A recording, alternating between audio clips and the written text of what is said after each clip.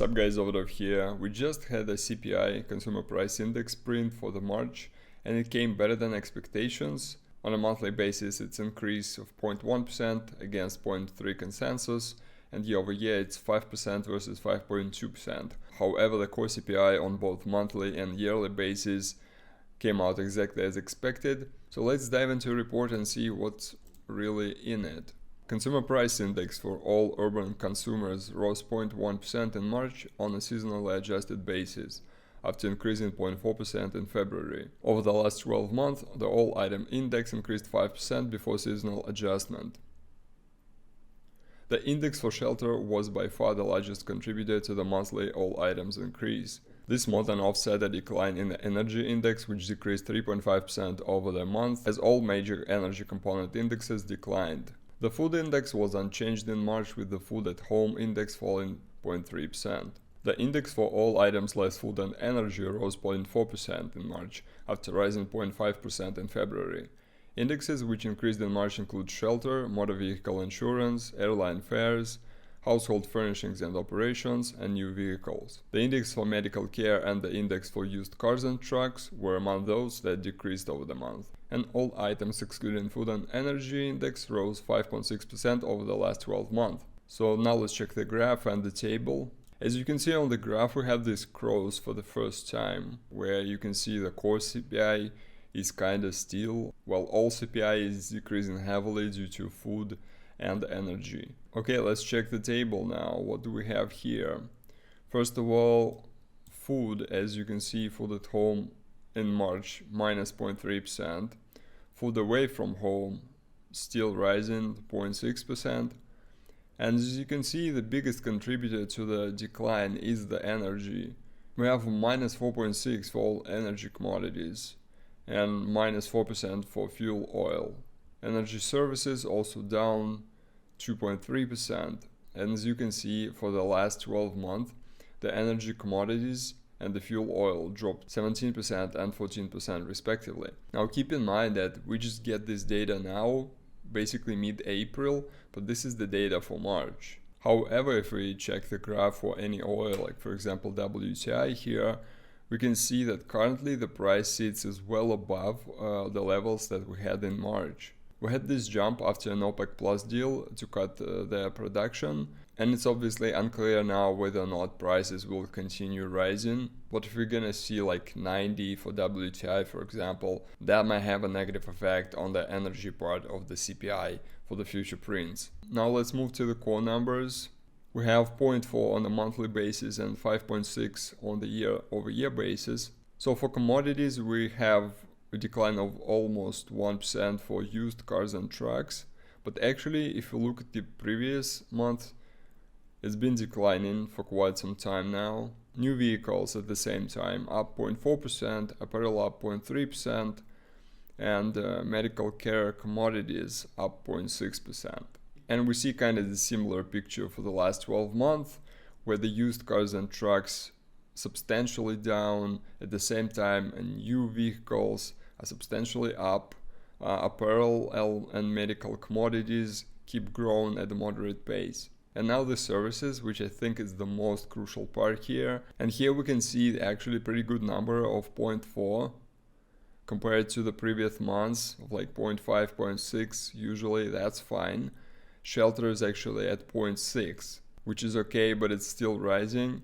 Transportation services are up substantially, and then medical care is down 0.5%. So all in all, I think it's not a bad print. Just need to keep in mind that if we look at all CPI, it's important to understand that the majority of the decline came from the energy, and that can change in the future. And even if it doesn't change, I think the core of CPI is more important here. Okay guys, it's been an hour since the CPI release.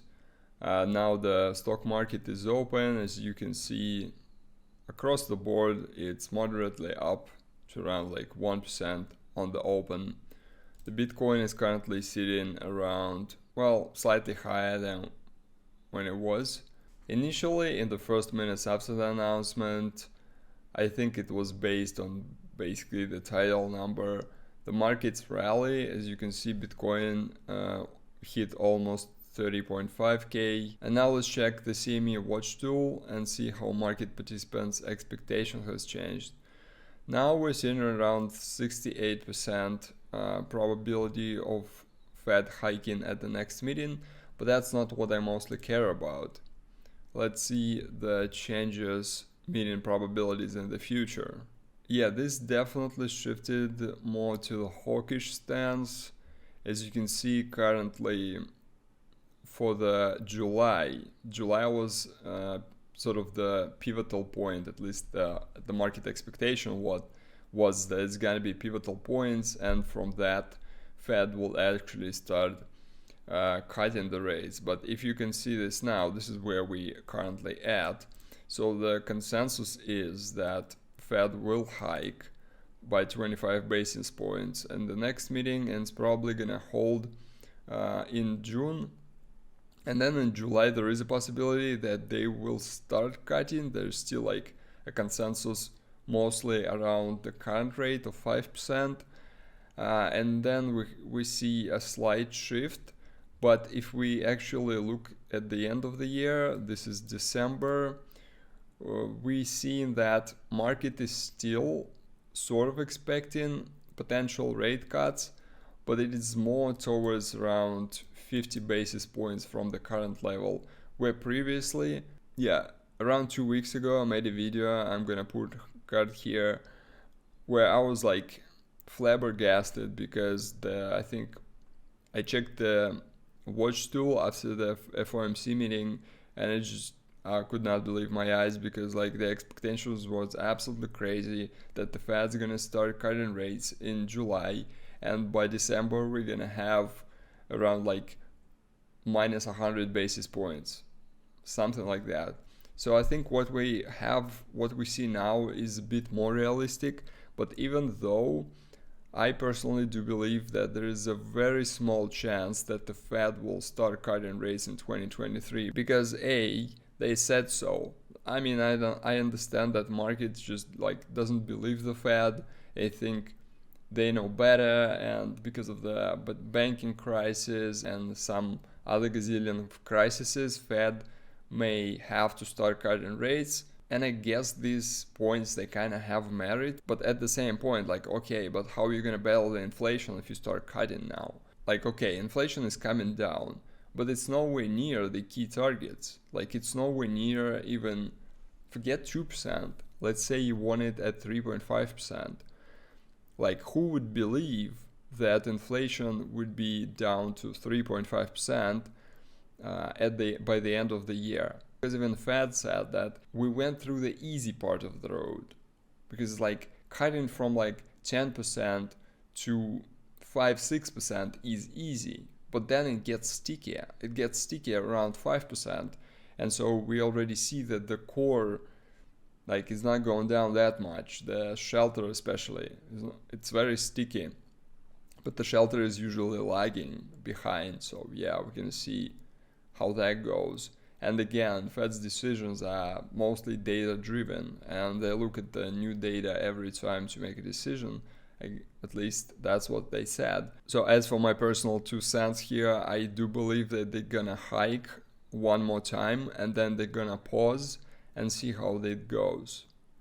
But I don't think they're gonna cut, at least until something breaks. And I know a lot of people are like, well, banks are collapsing, they have to stop doing what they're doing, they broke something. I don't think you can say yet that Fed broke something to the point where they have to cut. So yeah, but we'll see. That's just my personal opinion. Anyway, that's all I wanted to cover in this video. Thank you very much for watching. If you found it helpful, please drop a like, subscribe, and I'll see you soon.